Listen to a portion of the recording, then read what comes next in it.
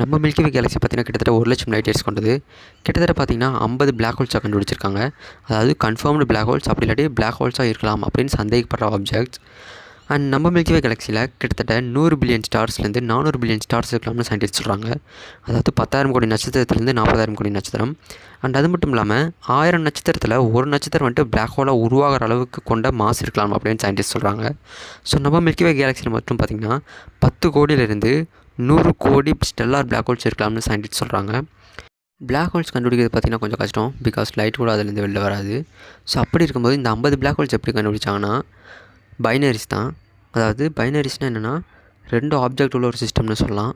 இப்போ ஒரு இடத்துல பிளாக் ஹோல் இருக்குன்னா அதை நம்மளால் பார்க்க முடியாது. பட் அதுக்கு பக்கத்தில் உள்ள ஆப்ஜெக்ட் பிஹேவ் பண்ணுறதை வச்சு அங்கே பிளாக் ஹோல் இருக்குதுன்னு நம்மளால் சொல்ல முடியும். உதாரணத்துக்கு சொல்லணும்னா இப்போ ஒரு ஸ்டார் இருக்குன்னா அது பிளாக் ஹோலுடைய கிராவிட்டினால் அந்த பிளாக் ஹோலை பார்த்திங்கன்னா ஆர்பிட் பண்ணும். ஸோ அப்படி அங்கே ஆர்பிட் பண்ணும்போது அந்த இடத்துல பிளாக்